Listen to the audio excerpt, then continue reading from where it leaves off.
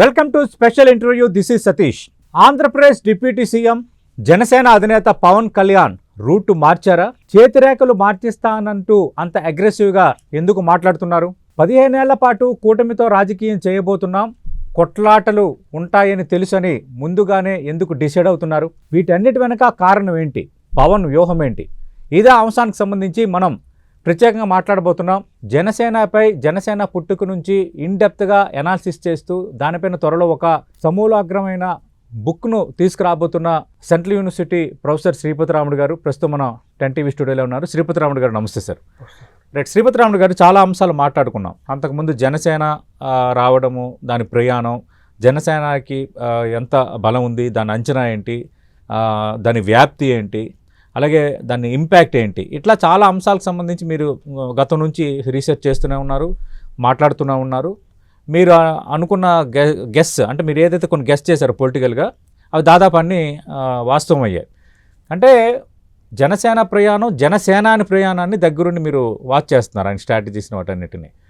ఇప్పుడు కొద్ది రోజులు అంటే ప్రభుత్వం వచ్చిన ప్రారంభంలో కొంత అగ్రెసివ్గా ఉన్న పవన్ కళ్యాణ్ ఒక 6 నెలల నుంచి స్తబ్దుగా అయిపోయారు అన్నది కొంత పొలిటికల్ సర్కిల్స్ ఒక డిస్కషన్ వచ్చింది. అంటే పవన్ కళ్యాణ్ కొంచెం గట్టిగా ఏమో మాట్లాడటం లేదు, కొంత సేఫ్ గేమ్ ఆడుతున్నారు, సేఫ్ పాలిటిక్స్ చేస్తున్నారు అన్న ఒక చర్చ మొదలైంది.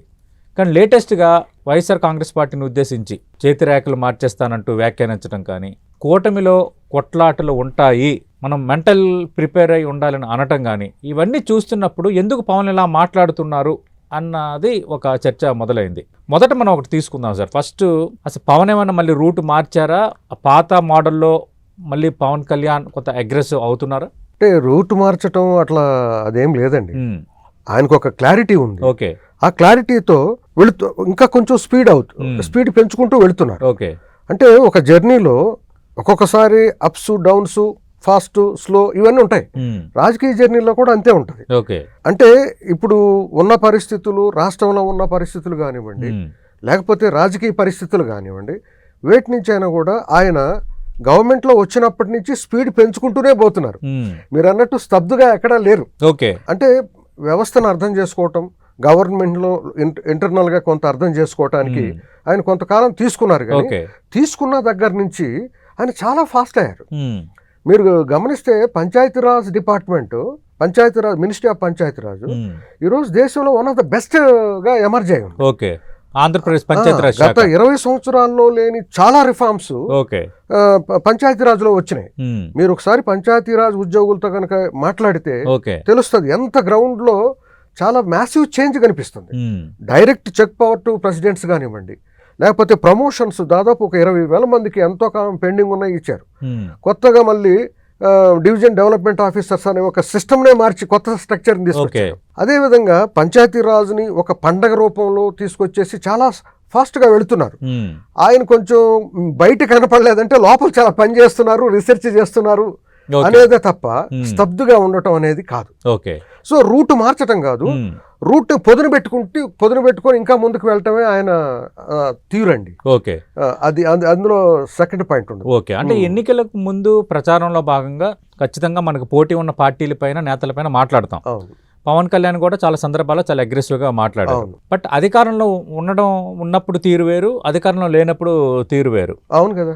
అలాగే అధికారంలోకి వచ్చిన తర్వాత కూడా కొన్ని సందర్భాలు అగ్రెసివ్గా మాట్లాడారు, కొంత సైలెంట్ అయ్యారు. కానీ ఈ మధ్యన లేటెస్ట్గా వైఎస్ఆర్ కాంగ్రెస్ పార్టీని, ఆ పార్టీ నేతలను ఉద్దేశించి ఇంకా మీ చేతిరేఖలు మార్చేస్తా అని ఆ తరహా పదప్రయోగం చేయటం కరెక్టేనా? దాన్ని ఎలా చూడాలి? అంటే ఒకటి ఏంటంటే అండి, కూటమి నాయకుడు ఆయన. అవును. సో కూటమిని ఎవరు విమర్శించినా తను కోణంలో నుంచి తను కౌంటర్ ఇస్తారు. ఓకే, అది చాలా న్యాచురల్. తర్వాత ఆయన చాలా అంటే ఆనెస్ట్లీ ఆయన పని చాలా చురుకుగా, భిన్నంగా ముందుకెళ్తుంది. ఓకే, అది సహజంగానే ప్రతిపక్షానికి ఇష్టం ఉండదు. ఆ నేపథ్యంలో ఏం జరుగుతుందనంటే ఎక్కువ విమర్శ ప్రతిపక్షం ఆయన మీద పెడుతుంది. న్యాచురల్లీ ఆయన దానికి రెస్పాండ్ కావాలి. ఓకే, ఎందుకనంటే ఎవరు ఇప్పుడు యాక్చువల్గా మనం చూసాం అనేక సందర్భాల్లో తెలుగుదేశం వర్సెస్ వైసీపీ కాదు, జనసేన వర్సెస్ వైసీపీ అనే రేంజ్ లో ఆయన పాలిటిక్స్ ఉన్నాయి. ఓకే, తెలుగుదేశాన్ని కూడా పక్కన పెట్టేసి వాళ్ళు మొత్తం వైసీపీ ఇటు మొత్తం అతని మీద, పవన్ కళ్యాణ్ గారి మీద ఒక రకమైనటువంటి విమర్శ ఇలాంటివి చేస్తున్న సందర్భాలు, ఆయన ఒక ప్రధాన ప్రతిపక్షంగా అతనే ప్రత్యర్థి అన్నట్టు వైసీపీ చూస్తున్న తరుణంలో ఆయన రెస్పాండ్ తప్పకుండా అవ్వాలి.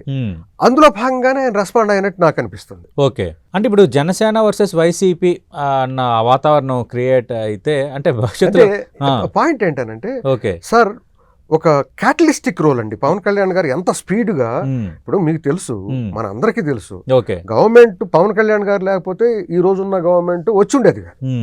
సో పవన్ కళ్యాణ్ గారు ఎంత క్రూషియల్ ఈ ప్రభుత్వం యొక్క మనుగడకి, ఆయనకున్నటువంటి మద్దతు కానివ్వండి, ఆయనకున్న సపోర్ట్ బేస్ కానివ్వండి, అది చాలా క్రూషియల్ రోల్. కమింగ్ ఎలక్షన్స్ లో కూడా ఆయన ఉంటేనే ఈ కూటమి కానీ ఏదైనా ఉంటుంది అనేది ఆనెస్ట్ గా ఎవరైనా రాజకీయ పరిశీలకులు గుర్తించే విషయం. సో పవన్ కళ్యాణ్ గారు ఉంటారు, ఆయన రోజు రోజుకి స్టెప్ బై స్టెప్ పైకి వస్తున్న పరిస్థితి కనిపిస్తుంది. ఆ నేపథ్యంలో సాధారణంగా పవన్ కళ్యాణ్ గారి ప్రెజెన్స్ ఒక రకమైనటువంటి థ్రెట్ ప్రతిపక్షానికి, అంటే ఆయన వాళ్ళు భావిస్తున్నారు అది. అందుకని ఏదో ఒక రకంగా ఆ ఫ్యాక్టర్ ని తగ్గించాలి అనేటువంటి అంశంతో, ఉద్దేశంతో పవన్ కళ్యాణ్ గారి మీద వాళ్ళు అన్నెసెసరీగా బియాండ్ వెళ్ళి మాట్లాడటం జరుగుతుంది. సో న్యాచురల్లీ ఆయన రెస్పాండ్ అవుతారు కదా, అదే జరుగుతుంది ఇక్కడ. ఓకే, అంటే పదే 15 ఏళ్ళు ఉంటాము, కూటమి ప్రభుత్వం 15 ఏళ్ళు ఉండాలి, కొట్లాటలు ఖచ్చితంగా ఉంటాయి, మనం మెంటల్లీ ప్రిపేర్ అవ్వాలి అని అంటున్నారు. అది కరెక్ట్ స్ట్రాటజీనా? రెండు అంశాలు సార్. 15 సంవత్సరాలు ఉండాలి అని అనటం వెనకాల ఏంటంటే, ఏదైనా ఒక డెవలప్మెంట్ మోడల్ 5 సంవత్సరాల్లో ఇంప్లిమెంట్ జరగదండి. వాళ్ళు పునాదులు వేసేసి వెళ్ళిపోతారు, వీళ్ళు వచ్చేసి ఇడిచి పెడతారు. అమరావతి విషయంలో అదే జరిగింది. 2014 తర్వాత అప్పుడున్న ఎన్డీఏ గవర్నమెంట్ అమరావతిని తీసుకుంటే తర్వాత వాళ్ళు వచ్చేసి వదిలేశారు. ఈ రకంగా ఒక 5 సంవత్సరాలు అమరావతి కుంటుపడిపోయింది. సో ఏదైనా ఒక డెవలప్మెంట్ మోడల్ సక్సెస్ఫుల్ గా ఇంప్లిమెంట్ అయ్యి రిజల్ట్ రావాలనంటే అది ఆ స్పాన్ అవసరం అండి. ఆ స్పాన్ అవసరం దానికోసం ఆయన అంటున్నారు. ఆయనకు ఒక డెవలప్మెంట్ మోడల్ ఉద్దేశంలో ఉంది, తను ఎంతో కొంత ఇన్ఫ్లుయెన్స్ చేసి ఆ మోడల్ ని అమలు చేయడానికి తపన పడుతున్నాడు. అందులో భాగంగా మళ్ళీ నెక్స్ట్ పోతే ఇంకొక మోడల్ వస్తుంది. అట్లాంటిది కాకుండా ఒక 15 సంవత్సరాల వరకు ప్రజలు చూస్తే ఆ డెవలప్మెంట్ అని వాళ్ళు ఏమనుకుంటున్నారో దాన్ని రిజల్ట్ ఇవ్వడానికి సరిపోతుంది అని చెప్పేసి పవన్ కళ్యాణ్ గారి ఉద్దేశం. ఒక రకమైన ఇప్పుడు గతంలో చాలా దెబ్బతింది పరిస్థితి అనేది గట్టిగా చూసిన వాళ్ళందరూ కూడా వెంటనే గవర్నమెంట్ మారటాలనేది అంత ప్రయోజనం కాదు అనేటువంటి ఉద్దేశం సమాజంలో కూడా ఉంది. పవన్ కళ్యాణ్ గారు దృష్టిలో కూడా అదే ఉంటుంది. ఎందుకంటే ఒక 15 సంవత్సరాలు ఉంటే డెవలప్మెంట్ మోడల్ని మనం అనుకున్న మోడల్ని ఇంప్లిమెంట్ చేసి కొంత డెవలప్మెంట్ సాధించవచ్చు, అప్పుడు మీరు రివ్యూ చేసి చేయకపోతే రిజెక్ట్ చేయొచ్చు అనేది ఒక ఇది. కొంచెం టైం ఇచ్చి వెంటనే చేసి పెట్టాలనంటే హడావుడిగా ఉంటుంది. ఆ డెవలప్మెంట్ కు గతంలో జరిగిన చాలా పొరపాట్లను రికవర్ చేయాలంటే 5 సంవత్సరాలు చాలవు రిపేర్ చేయాలంటే అనేది వారి ఉద్దేశం. అంటే శ్రీపతి రాముడు గారు, మీకు నేను పాలిటిక్స్ చెప్పేంత కాదు, పాలిటిక్స్లో డైనమిక్స్ ఎప్పుడూ ఒకలా ఉండవు కదా. రేపు రాజు ఎవరో రెడ్డి తెలియని వాతావరణం, 15 ఏళ్ళు కూటమితోనే ఉంటాము, కొట్లాట్లు ఖాయం అంటే క్యాడర్ యాక్సెప్ట్ చేసే పరిస్థితి ఉంటుంది, క్యాడర్ డైజెస్ట్ చేసుకునే పరిస్థితి ఉంటుంది. ఇక్కడే సార్ యాక్చువల్లీ ఇది క్యాడర్స్ ని ప్రిపేర్ చేయటం. ఎందుకనంటేనండి ఇప్పుడు సంకీర్ణ రాజకీయం ఇది, మనం ఎప్పుడు మాట్లాడుకునేది. సంకీర్ణ రాజకీయాల్లో కొన్ని సర్దుబాట్లు తప్పవు. ఎందుకనంటే ఇప్పుడు సంకీర్ణం లేకపోతే మోడల్ నిలవదు. ఇప్పుడు ఒక మోడల్ సంకీర్ణం తీసుకెళ్తుంది, ఈ మోడల్ నిలబెడాలంటే సంకీర్ణం సస్టైన్ కావాలి. అందుకని ప్రతి విషయంలోనూ ఇప్పుడు సంకీర్ణ ప్రభుత్వాల్లో పుషెస్ పుల్స్ ఇవన్నీ ఉంటాయి. మాకు అవి రాలేదు, మమ్మల్ని తక్కువగా చూస్తున్నారు, అంత ఇంత అని చెప్పేసి అంటారు. కానీ పవన్ కళ్యాణ్ గారు ఈ మధ్య మీరు మొన్న లేటెస్ట్ గా 22వ తారీఖు జరిగిన దాని మీటింగ్ లో చూస్తే దాదాపు 4,000 మంది పొజిషన్లు తీసుకున్నారు వారి పార్టీలో నుంచి. అది చిన్నది కాదండి. అసలు 0 లెవెల్లో నుంచి 4,000 పొజిషన్లు తీసుకొని వచ్చిన తర్వాత నెమ్మదిగా స్లో అండ్ స్టడీగా వెళ్ళాలి అనేది పవన్ కళ్యాణ్ గారి ఉద్దేశం. ఈ మధ్యలో సాధారణంగా కూడా పవర్ పాలిటిక్స్ కాబట్టి గ్రాస్ రూట్స్ లో కానివ్వండి, డిఫరెంట్ లెవెల్స్ లో ఆ ఫ్రిక్షన్స్ వస్తాయి. ఆ ఫ్రిక్షన్స్ కి మనం ప్రిపేర్ అయ్యి ఉండకపోతే డిఫరెన్సెస్ వస్తాయి. అందుకని నాయకత్వం క్లియర్ గా ఉంది, విజను ఈ విషయంలో నాయకులు క్లియర్ గా ఉన్నారు కాబట్టి మనం సర్దుకొని పోవాలి అనేటువంటి మెసేజ్ ఇవ్వటమే అక్కడ. అంతే తప్ప దాన్ని రకరకాలుగా వేరే ఇంటర్ప్రిటేషన్లకి నాకు తెలిసి తావు లేదు. ఆయన 15 సంవత్సరాలు ఉండటానికి ఒక ఎజెండా పెట్టుకున్నారు, మోడల్ పెట్టుకున్నారు. ఆ 15 సంవత్సరాలు సస్టైన్ కావాలంటే గొడవలు ఉంటాయి మధ్య మధ్య. ఏంటి సార్, ఒక ఫ్యామిలీలో కూడా ఉంటాయి కదండి, ఇంత పెద్ద గవర్నమెంట్ లో ఎందుకుండో. అందరూ వచ్చేసి పదవులు రాని వాళ్ళు చాలా మంది రకరకాల అసంతృప్తులను పెట్టి వాళ్ళు మమ్మల్ని ఇట్లా అంటున్నారు. ప్రతి దాన్ని మనం అనుకున్నది జరగనప్పుడు వాళ్ళు నవ్వినా కూడా ఎగతాళిగానే నవ్వారనిపిస్తుంది. ఇలాంటివన్నీ వచ్చి సమస్యలు వస్తుంటాయి. అందుకోసం ఆయన చాలా క్లారిటీతో చెప్పారు, మీరు ప్రిపేర్డ్ గా ఉండండి, ప్రాబ్లమ్స్ వస్తాయంటే న్యాచురల్ అండి, ప్రాబ్లమ్స్ న్యాచురల్ గా వస్తాయి. కానీ 4,000 మందికి కూడా పదవులు వచ్చినాయని కూడా చూపించారు ఆయన. అది మనం మర్చిపోకూడదు. అంటే 15 ఏళ్ళు కూటమితో ఉంటామంటే 15 ఏళ్ళు ఇదే కాంబినేషన్ కంటిన్యూ అవ్వాలనేది ఆయన ఉద్దేశం. అదే కదా. అంటే వైఎస్ఆర్ కాంగ్రెస్ పార్టీ అంటే ఎందుకు అంత కోపం, కారణం ఏంటి? అంటే నేను వైఎస్ఆర్ పార్టీ అంటే కోపం కానీ అది నేను అనుకోవట్లేదు. ఆయన అనుకున్న మోడల్ని ముందుకు తీసుకెళ్ళడానికి 15 సంవత్సరాలు అవసరమే. అందుకోసం ఆయన ఈ మాటలు అంటున్నారు. కానీ ఎందుకంటే ఆయనకి చాలా కేటగిరికల్ గా క్లారిటీ ఉందండి. మనం ఏదైనా చేయాలంటే వెంటనే పరుగులు ఉరుకులు అయి కాదు, కొంచెం సాఫ్ట్ గా తీసుకెళ్ళాలి అనే ఉద్దేశం ఉంది. ఇది వైఎస్ఆర్సీపీ అంటే గానీ లేకపోతే ఇంకొక పార్టీ అంటే గానీ ఆయనకు కోపము అట్లాంటివి నేను అనుకోవట్లేదు. ఆయన వాళ్ళ డెవలప్మెంట్ మోడల్ని ముందుకు తీసుకెళ్ళడానికి 15 సంవత్సరాలు కావాలన్నారు. అందుకోసం తన పార్టీ వాళ్ళని కూడా కాస్త సర్దుబాట్లు చేసుకోవడానికి ప్రిపేర్ చేస్తున్నారు. వాళ్ళ మీద కోపం అయితే ఆయనకి ఏమొస్తుందండి? ఇన్ఫాక్ట్ అంటే వారికి ఇష్టం ఉండా లేకపోయినా ఎవరు చెప్తారు, జగన్మోహన్ రెడ్డి గారు రేపు ఏదైనా ప్రపోజల్ అయ్యా మన ఇద్దరం కలిసి పోటీ చేద్దాం అని కూడా అనొచ్చు.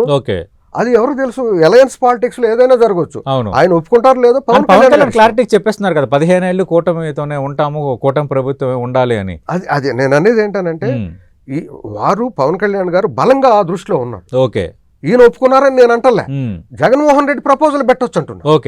సంకీర్ణ రాజకీయాలనే ఒక అది మర్చిపోవద్దు మనం. సో పవన్ కళ్యాణ్ గారు 15 సంవత్సరాలు అంటాం తన డెవలప్మెంట్ మోడల్ గురించే తప్ప నేను వేరే భవిష్యత్తులో ఎవరితో పొత్తు పెట్టుకోము, ఒంటరిగానే వస్తాము, గెలిపైనా ఓటమైనా, ఇది వైఎస్ఆర్ కాంగ్రెస్ పార్టీ నేతలు పదే చెప్పే మాట.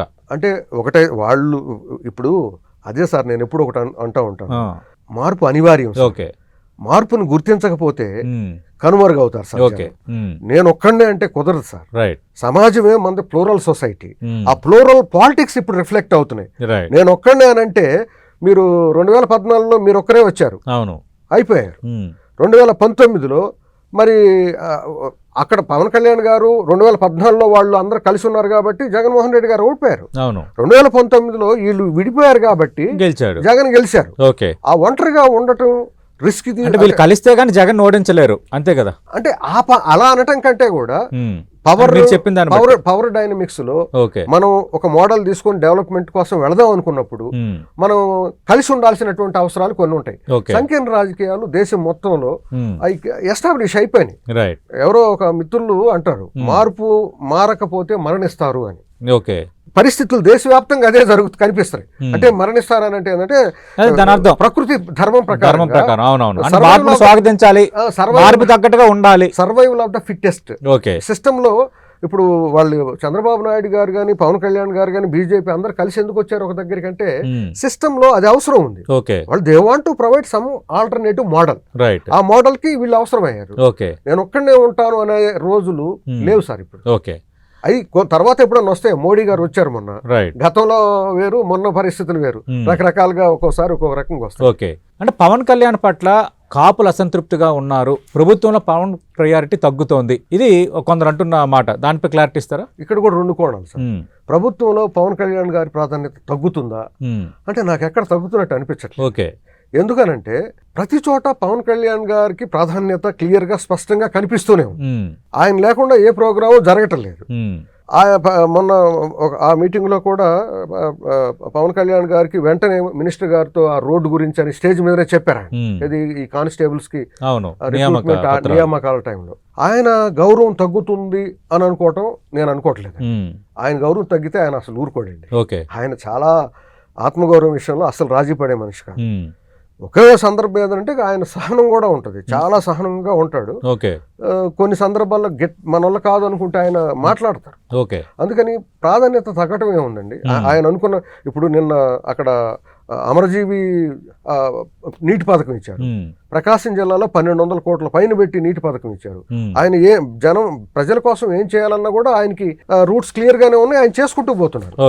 దాంతో పాటుగా ఇంతకు ముందు డిఫరెంట్ గా ఉన్న చంద్రబాబు నాయుడు గారు లాంటి వాళ్ళు ఇప్పుడు ఏ విషయంలో కూడా ఇద్దరు పక్క పక్కన కూర్చుంటున్నారు. ప్రతి ఆఫీసులో పవన్ కళ్యాణ్ గారి ఫోటో ఉంది. ఇది కొంచెం ఏంటంటే ప్రతిపక్షం సాధారణంగా ఏంటంటే ఈ ఐక్యత మీద కొంచెం బురద జల్లే పనుల్లో భాగంగా ఇలాంటివి చెప్తారు. అంటే 2024 ఎన్నికల టైంకి సంతృప్తిగా ఉన్నట్టుగా కాపులు ఇప్పుడు పవన్ కళ్యాణ్ పట్ల, జనసేన పార్టీ పట్ల సంతృప్తిగా లేరు అన్నది కొందరు చేస్తున్న వాదన. సార్, సంతృప్తి అసంతృప్తి అవి కూడా హయ్యర్ హైస్ హయ్యర్ లోస్ అని ఒక స్కేల్ మాదిరిగానే వెళతాయి. ఒక్కొక్కసారి ఇప్పుడు మీరు ఒక యాపిల్ తిన్నప్పుడు ఫుల్ సాటిస్ఫాక్షన్ వస్తుంది, రెండో తిన్నప్పుడు అంత 100 యూనిట్స్ రాదు. పాయింట్ ఏంటంటే కొన్ని విషయాల్లో ఇప్పుడు బేసిక్ గా అసంతృప్తులు ఎక్కువ మంది ఎవరంటే వాళ్ళు రకరకాల పదవులు కోరుకుంటూ వాళ్ళకి అందని వాళ్ళు ఒక అసంతృప్తి కనిపిస్తూ ఉంటుంది. అది ఏ గవర్నమెంట్ లోనైనా ఉంటది. ఇప్పుడు ఈ గవర్నమెంట్ లో కూడా అలాంటి వాళ్ళు చాలా మంది ఉన్నారు. వాళ్ళు కొంచెం మాట్లాడుతూ ఉంటారు. కాపులు అనే ప్రత్యేకంగా మీరు మాట్లాడారు కాబట్టి సార్, కాపు సమాజం అంటే ఆయనకి ఇవన్నీ ఇష్టం ఉండదు. అనేక సందర్భాల్లో కులం అంటే అసలు పక్కన పెట్టేసేయండి, ఒక కులం అనేది ఏది పనికిరాదు అని అంటారు. ఆయన బహిరంగంగానే 2-3 మీటింగ్లు అన్నారు కదా, చాలా సార్లు అంటారు. ఆయన ఒరిజినల్ గా ఆయన మనసులోనే అది క్యాస్ట్ ఒకటి పెట్టుకొని వెళ్ళాలనేది లేదు, అందరు కలిసి ఉంటేనే ఎప్పటికైనా ఆల్టర్నేటివ్ వస్తుంది అంటారు. నిజంగా ఆలోచన అయింది అయితే మంచి ఆలోచన, అదే ఆలోచన. రాజకీయంగా ప్రజాస్వామ్యాలు అలాంటి వాటిని యాక్సెప్ట్ చేయాలి. ఇప్పుడు అది లేకపోతే కమ్మాస్తో కాపులు కలవటం అనేది కాపులు ఫుల్ రిజెక్ట్ చేశారు. ఆయన దాన్ని ఒక కులం కోసం అయితే అట్లా చేయరు, పైగా వ్యతిరేకిస్తున్న కులాన్ని. ఆయన అట్లా కాదండి. సో నా పాయింట్ ఏంటనంటే అసంతృప్తిగా ఉన్నారు అనంటే ఈ కొన్ని ఇట్లాంటివి వస్తూనే ఉంటాయి, అదే గవర్నమెంట్ లోనే. అది నేను అనుకోవటం ఏంటంటే ఇవి వస్తూ పోతూ ఉంటాయి, కానీ ఆ కమ్యూనిటీ మొత్తం వారికి ఇష్టం లేకపోయినా కూడా 80% పైన వారినే ఓన్ చేసుకుంటున్నారు. మనం కామన్ గా ప్రజల్లో మాట్లాడితే ఆ కమ్యూనిటీలో మాత్రం కాపు సామాజిక వర్గంలో 80% పైన ఆయన ఓన్ చేసుకుంటున్నారు. 20% ఎప్పుడు మాట్లాడుతూ ఉంటారు. ఆ 20% మొత్తం అని చెప్పేసి మనం అనుకోవటానికి లేదు అక్కడ. అసలు ఆ కోణంలో నుంచి చూడకూడదు. ఇప్పుడైతే నాకు తెలిసి అసంతృప్తులు ఏదన్నా ఉన్నా లేకపోయినా అల్టిమేట్ గా వాళ్ళ డెసిషన్ ఎట్టుంటది అంటే వాళ్ళు పవన్ కళ్యాణ్ గారిని ఇప్పుడు నాతో కొంతమంది కాపు మిత్రులు నాతో మాట్లాడిన విషయం, గతంలో మా సామాజిక వర్గానికి గవర్నమెంట్ లో గానీ అడ్మినిస్ట్రేషన్ లో గానీ ఆఫీసుల్లో గానీ అంత రికగ్నిషన్ లేదు. ఈరోజు సమాజంలో ఈ కాపు సామాజిక వర్గం ఒక రూలింగ్ కమ్యూనిటీగా తయారయ్యే ప్రాసెస్ లో భాగంగా ఉంది. అది వాళ్ళు గుర్తిస్తున్నారు. పవన్ కళ్యాణ్ గారు కావాలని చేసింది కాదు, అది ఆటోమేటిక్ గా దట్ ఈస్ ద అవుట్కమ్, ఒకటి జరుగుతుంది. అది అందుకని చెప్పేసి అసంతృప్తులు ఉన్నప్పటికి కూడాను పవన్ కళ్యాణ్ గారిని అంటే ఒక 20% 30% ఉండొచ్చు, వాళ్ళు ఎప్పుడు ఉంటానే ఉంటారు, ఏ కులంలోనైనా ఉంటుంది. రైట్. అంటే ఇప్పుడు వంగవీటి మోహన్ రంగా 37వ వర్ధంతి సందర్భంగా ఇప్పుడు వాళ్ళ కుమార్తె నేను పాలిటిక్స్లోకి వస్తున్నానని చెప్పడం, ఆల్రెడీ వాళ్ళ తనయుడు ఉండడం, ఇదంతా కొంత వాళ్ళ గత కొద్ది రోజులకు ఒక డిస్కషన్ జరుగుతుంది. అంటే కాపులు అప్పట్లో ఒక మంచి నాయకుడు కాపుకు లేకుండా అయిపోయాడు, ఇలాంటి డిస్కషన్ కొందరు తెర ముందుకు తెస్తున్నారు. అంటే నా పాయింట్ ఏంటంటే వంగవీటి రంగా గారు చనిపోయి దాదాపు 40 సంవత్సరాలు అవుతుంది, ఒక 3 సంవత్సరాలు తక్కువ, 37 సంవత్సరాలు అవుతుంది. ఆయన ఒక గొప్ప నాయకులు, అందరిని కలుపుకొని వెళ్ళి అన్ని సామాజిక వర్గాలను కలుపుకొని వెళ్ళిన గొప్ప నాయకులు. ముఖ్యంగా ఎస్సీలని ఆయన ఎప్పుడు ఎస్సీలు ఆయనతో ఎక్కువ మంది ఉండేవారు. సో అవన్నీ వాస్తవాలు. కానీ ఆయన చనిపోయిన 40 సంవత్సరాల తర్వాత ఈరోజు రంగా గారి ఆస్పెక్ట్ ఒక మెయిన్ ఆస్పెక్ట్ గా తీసుకురావటం అనేది జరుగుతుంది. నా పాయింట్ ఏంటంటే అండి, 40 సంవత్సరాలు అంటే 4 డికేట్స్ తర్వాత చాలా చాలా మార్పులు వచ్చినాయి సమాజంలో, సామాజికంగా, ఆర్థికంగా, రాజకీయంగా చాలా మార్పులు వచ్చినాయి. సో మనం ఎన్టీ రామారావు గారిని ఎంతో మంది అసలు గుండెల్లో పెట్టుకున్నారు. ఇప్పుడు చంద్రబాబు నాయుడు గారు నాయకులు అయిపోయారు, ఎన్టీ రామారావు గారి పేరు పొద్దుగూకులు మాట్లాడుకుంటారా? ఆయన చేసిన చాలా గొప్ప పనులే. సేమ్ ఇందిరాగాంధీ ఒక కరిస్మాటిక్ లీడర్, నెహ్రూ అలానే ఇప్పుడు వాజ్పేయి గారు ఎంత గొప్ప లీడరు. అంటే వాళ్ళందరూ పనిచేశారు. ఇప్పుడు తరాలు కొందరు తెలియదు కూడా. నేనంటున్నా కాలక్రమంలో వాళ్ళ గొప్పతనం అనేది పక్కన పడి మామూలుగా కొత్త రాజకీయాలు, కొత్త విధానాలు ఇవన్నీ వస్తూ ఉంటాయి. రంగా గారి గురించి ఇప్పుడన్న మాట మీరే అన్నారు, చాలా తరాలు మారినాయి. ఆ తరాలు మారిన తర్వాత పెద్దవాళ్ళు చెప్తే వింటమే గానీ ఆ జనరేషన్ చూసారా, వాళ్ళు కొంచెం ఎమోషనల్లీ కనెక్టెడ్. ఓకే, కమ్యూనిటీలో ఒక కాపు సామాజిక వర్గంలో రంగా గారి ఇమేజ్ ని అట్లా సస్టైన్ అవుతూ ఉంటుంది. కానీ ఇప్పుడున్న పరిస్థితులు మారిపోయినాయండి. ఓకే, ఇప్పుడు కొత్త నాయకత్వం వచ్చింది. కాపులు రంగా కుమార్తె ఇప్పుడు ఆమె మళ్ళీ రంగంలో దిగుతున్నారు సార్. ఎవరు వర్కౌట్ అయ్యే వాతావరణం ఉంటుందా? ఒక మాట సార్, తండ్రి ఆశయాల కోసం నేను వస్తున్నానంటే దాన్ని వాతావరణం ఉందా? అవును, రాధా గారు వచ్చారు కదా. అవును. ఇప్పుడు ఒక రాజకీయ నాయకులకి నలుగురు పిల్లలుంటే నలుగురు కూడా చేయలేని పరిస్థితి. ఎవరో ఒకరు కొంత. అవును, ఎన్టీ రామారావు గారి సంతానంలో బాలకృష్ణ గారు తప్ప ఇంకా రాజకీయాలు ఎవరు లేరు కదా. సో నా పాయింట్ ఏంటంటే జగన్ ఫ్యామిలీ నుంచి తర్వాత ఆశా గారు వచ్చి వాళ్ళ నాన్నగారి గురించి మాట్లాడటం ఇదంతా చూస్తున్నాను నేను కూడా. నా పాయింట్ ఏంటంటే జనం మనసులన్నీ కూడా పొలిటికల్ గా ఒక డెసిషన్ తీసుకొని ఉన్నారు. ఓకే, అండ్ ఆల్సో కొత్తగా ఏదో మొదలుపెట్టి మళ్ళీ వెళ్దాము అనేటువంటి పరిస్థితులు రాజకీయాల్లో ఉండవు సార్. ఆల్రెడీ మాకు సంబంధించి మాకు ఒక నాయకుడు ఉన్నాడు అనుకున్నటువంటి సామాజిక వర్గం క్లియర్ గా ఉంది. ఓకే, కాస్త అట్లా కింద పైన అయినప్పటికీ కూడా మాకు ఒక లీడర్ ఉన్నారు అనేది ఫిక్స్ అయ్యి ఉంది. కొత్తగా ఏంటి ఇప్పుడు తేగలిగినటువంటి విప్లవం ఏముంది అనేది అంచనా వేస్తారు. రెండోది, అది చాలా రిస్క్, కష్టంతో కూడుకున్నది. వ్యవస్థనంతా మార్చగలిగే పరిస్థితి లేదు. పవన్ కళ్యాణ్ గారికి ఒక చరిష్మా ఉంది, ఆయన వ్యక్తిత్వం పట్ల ఒక నమ్మకం ఉంది ప్రజలకి. వచ్చేసి ఆయన సెంటర్ స్టేజ్ తీసుకున్నారు. మూడో ప్రత్యామ్నాయం నేను ఒకటి చెప్తున్నానండి, ఒక్క ఫ్యామిలీకి సంబంధించే కాదు, ఈ రోజు ఆంధ్రప్రదేశ్ సామాజిక వర్గంలో నేను చాలా గట్టిగా చెబుతున్నా, ఆంధ్రప్రదేశ్లో ఏ సామాజిక వర్గానికి కూడా కొత్తగా ఇంకొక పార్టీ తీసుకొచ్చి ఆల్టర్నేటివ్గా నిలబడగలిగినటువంటి రాజకీయ, ఆర్థిక, సామాజిక పరిస్థితులు లేవండి. పవన్ కళ్యాణ్ గారు కూడా ఎందుకు 15 సంవత్సరాలు వెళ్ళాలి, కొంచెం జాగ్రత్తగా ఉండండి అని చెప్పడం ఎందుకనంటే ఈ పరిస్థితులే డిస్టర్బెన్స్ చేసుకొని ఇప్పుడు ఉన్నటువంటి మనం కొంత పని చేయడానికి అవకాశం ఉంది, అలాంటి వాటిని డిస్టర్బ్ చేయొద్దని చెప్పడం ఆయన ఉద్దేశం. సో ఒక్కటేంటంటే ముఖ్యమైన పాయింట్ ఏంటంటే ఇక్కడ పవన్ కళ్యాణ్ గారు లేకపోతే మూడో ప్రత్యామ్నాయం అనేది ఆంధ్రప్రదేశ్ లో రాదు సార్. ఇప్పుడున్న పరిస్థితి ఒక 50 సంవత్సరాలు అయితే నేను చెప్పగలను, ఒక స్టూడెంట్ ఆఫ్ పొలిటికల్ సైన్స్ గా. అంటే వితౌట్ పవన్ ఆల్టర్నేటివ్ గవర్నమెంట్స్ రావు. ఒక 50 సంవత్సరాల వరకు మాత్రం కష్టం సార్. నేను ఈజీగా చెప్పగలను అది. నేను ఒక student of political science, I have read so many politics and so many countries politics చదివాను. ఇప్పుడున్న ఆంధ్రప్రదేశ్ సామాజిక, ఆర్థిక, రాజకీయ నేపథ్యంలో పవన్ కళ్యాణ్ గారు లేకపోతే మూడో ప్రత్యామ్నాయం అనేది ఒక 50 సంవత్సరాల వరకు అయితే నేను ఊహించలేను. ఓడినా గెలిచిన పవన్ ఫ్యాక్టర్ అనేది కీలకం కంపల్సరీగా. ఎందుకంటే ఆయన రానంత వరకే రెండు, ఆయన వచ్చిన దగ్గర నుంచి మూడు పార్టీలు ఆంధ్రప్రదేశ్. అది ఇప్పుడు దళితుల కోణం కూడా మీరు అడిగారు ఇందాక. అవునవును, అంటే ఇప్పుడు ఎందుకంటే కొందరు మాట్లాడుతుంది ఏంటంటే కాపులు దళితులు కలిస్తే రాజ్యాధికారం సాధించుకోవచ్చు అని ఒక కొత్త లైన్ని తెర ముందుకు తెస్తున్నారు సార్. ఇలాంటివి ఇప్పటి నుంచే కాదు సార్, కాన్షీరామ్ గారు ఆంధ్రప్రదేశ్ 94లో వచ్చారు. అవును, అప్పటి నుంచి ఇది వస్తుంది. కాన్షీరామ్ గారు అయితే కాపులు ఎప్పటికైనా సరే పరిపాలించాలి, ముందు వాళ్లే ఉన్నారు, వాళ్ళ తర్వాత వేరే వాళ్ళు వస్తారని చెప్పారు. కాన్షీరామ్ గారు కాపులు అధికారంలోకి రాకపోవడం దారుణం అని చెప్పేసి చెప్పిన మనిషి. సో నా పాయింట్ ఏంటంటే దళితులు కాపులు కలవటం అనేది ఎక్కడ కలవాలి, రాజకీయంగా వాళ్ళేమో కొంచెం ఇది ఒక మిడిల్ కాస్ట్, ఆర్థికంగా కొంచెం వాళ్ళ ఆహారం, వాళ్ళ భోజనం వాళ్ళకి దొరుకుతుంది. వీళ్ళకి దళితులకు వస్తే ఇక్కడ వాళ్ళ రోజు కూలీలు చేసుకొని వాళ్ళ బతుకులు వాళ్ళు బతకటమే కష్టం. సో కొంచెం కనీసం ఒక sizeable section of middle class లేకుండా ఎస్సీలో నుంచి రాజ్యాధికారం అనేది ఆ కోణం నాకు ఇబ్బంది అనిపిస్తుంది. ఎందుకంటే చాలా మంది నన్ను విమర్శించవచ్చు కానీ ఒక పాయింట్ ఏంటంటే నేను అన్నం కోసం వెతుక్కునేవాడిని, అధికారం కోసం పోరాటం చేసే పరిస్థితి దొరకదు సార్. అందుకనే ఈ రాజ్యాధికారం అనేది అంబేద్కర్ గారు కూడా మాట్లాడినప్పుడు కూడా ఎవరితోనూ కలిసి షేరింగ్ చేసుకోవటం మంచిదనే కోణాల్లోనే ఆయన మాట్లాడారు. కానీ వీళ్ళు స్నాపింగ్ ఆఫ్ పవర్ అనే కోణంలో ట్రాన్స్లేట్ చేసి ఒక రకమైనటువంటి గ్యాప్ వచ్చేస్తుంది. ఇప్పుడు ఎస్సీ ఎస్టీ మైనార్టీస్ ఇప్పటికీ వైఎస్ఆర్ కాంగ్రెస్ పార్టీకి ఒక హార్డ్షిప్ ఓట్ బ్యాంక్ ఉన్నారు.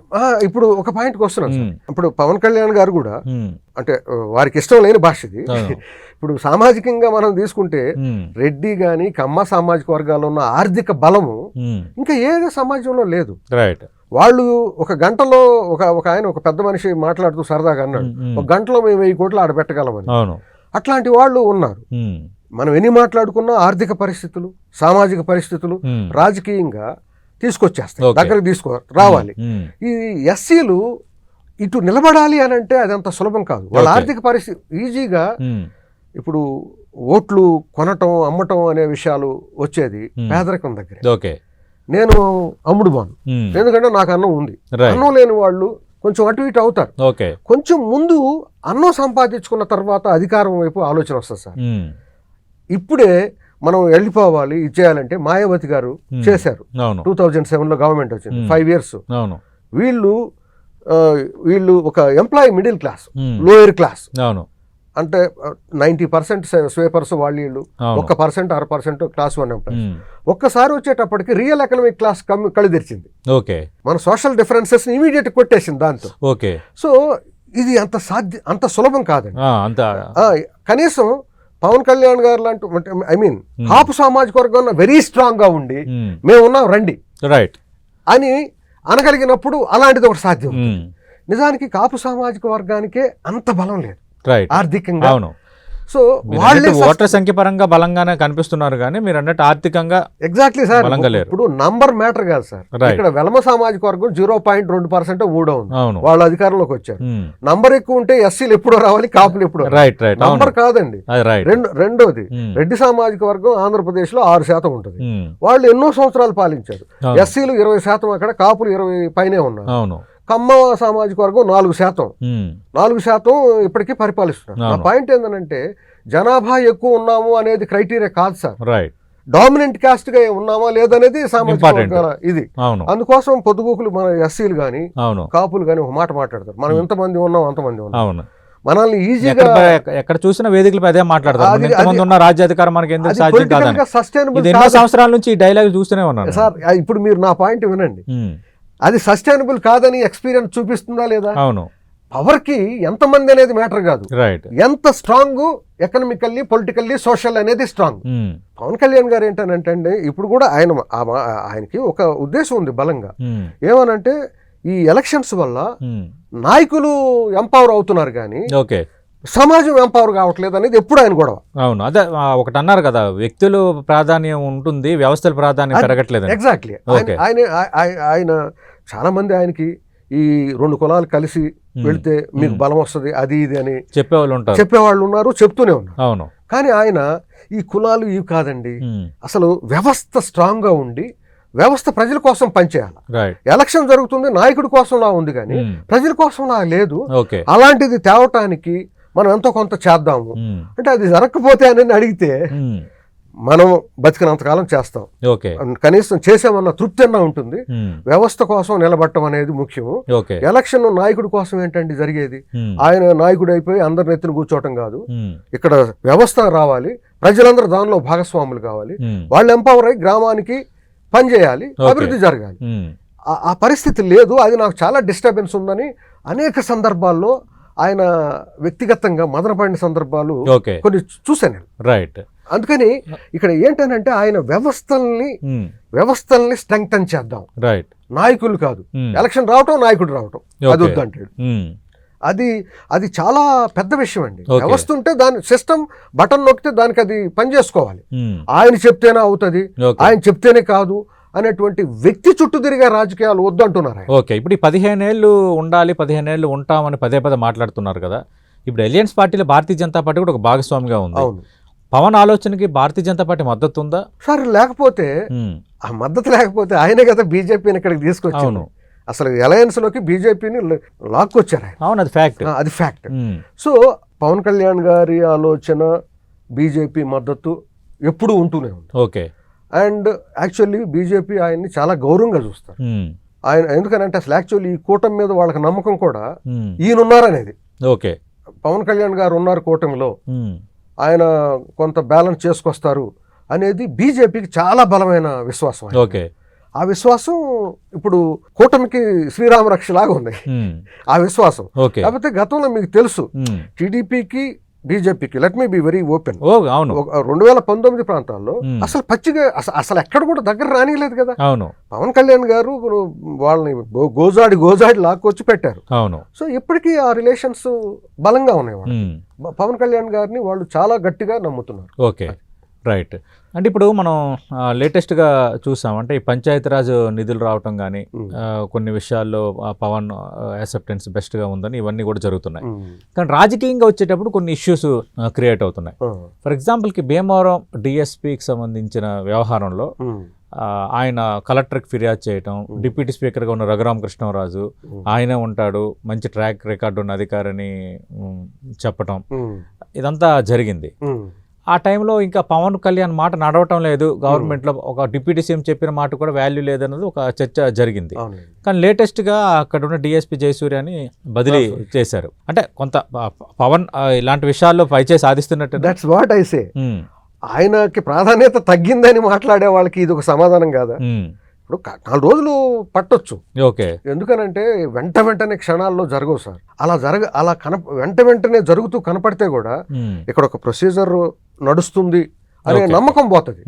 నేను చెప్పగానే మీరు యాక్షన్ తీసేసుకుని నా కోసం చేస్తే నేను అడిగింది నిజమా కాదా అనేది కొంచెం వాళ్ళు మాట్లాడుకొని పరిశీలించుకొని చేస్తున్నారు అనేది ఒక ప్రొసీజర్ ఎస్టాబ్లిష్మెంట్ ఉండాలి కదా సార్. ఓకే. ఆ ప్రొసీజర్ ఎస్టాబ్లిష్మెంట్ 4 రోజులు ఆలస్యం కావచ్చు, కానీ అల్టిమేట్ గా ఆయన చెప్పినవి జరుగుతున్నాయి లేదా?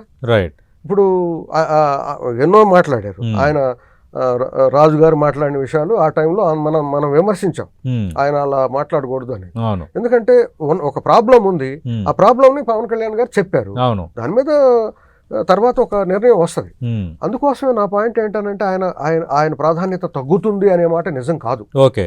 కానీ సోషల్ మీడియాలో ఒక వర్గం ఒక ప్రచారం చేస్తుంది, అంటే లోకేష్ ప్రయారిటీ పెరిగిపోయింది బాగా, పవన్ కళ్యాణ్ ప్రయారిటీ తగ్గిపోయింది, లోకేష్ నెక్స్ట్ ఎన్నికల్లోపే సీఎం అవుతారు, ఇలా ఒక రకమైన ప్రచారం, ఒక రకమైన విశ్లేషణలు సోషల్ మీడియాలో. ఎవరిది పెరగటం ఎవరిది తగ్గటం అనే దానికంటే కూడా ఎవరి ప్రాధాన్యత వాళ్ళకే ఉంటుందండి.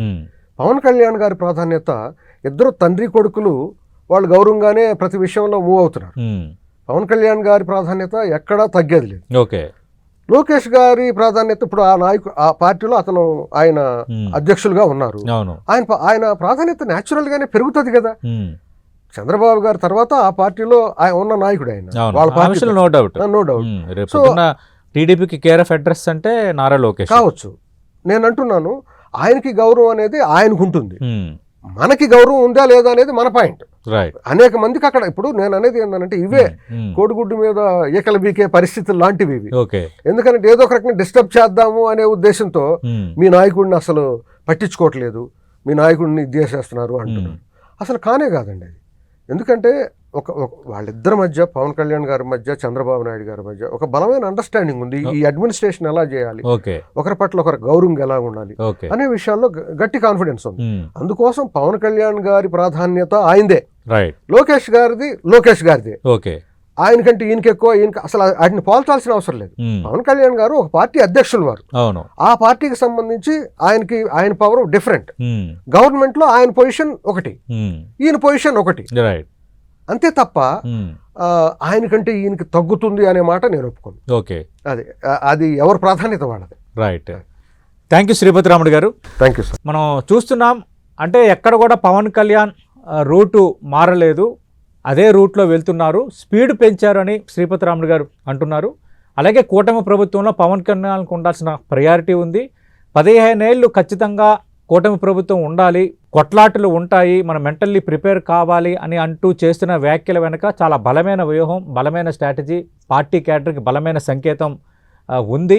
ఆయన ఒక స్థిరమైన రాజకీయం చేయాలనుకుంటున్నారు పవన్ కళ్యాణ్, దాంట్లో భాగంగానే ఆయన పాలిటిక్స్ చేస్తున్నారు అన్నది శ్రీపతి రాముడు గారు చెప్తున్నారు.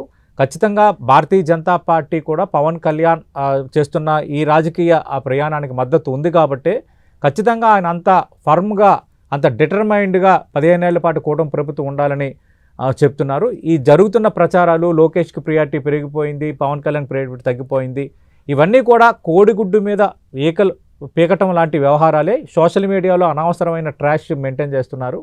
అలాగే ఇప్పుడు వంగవీటి రంగా వారసులుగా ఎవరు వచ్చినా కూడా ఇప్పుడున్న యాక్సెప్టెన్స్ ఎంత, ఇప్పుడున్న ఈక్వేషన్స్ ఏంటి, ఆ ఈక్వేషన్స్ అవి సెట్ అవుతాయా లేదా అన్న దానిపైనే వాళ్ళందరి భవిష్యత్తు ఆధారపడి ఉంటుందని శ్రీపతి రాముడు గారు చెప్తున్నారు.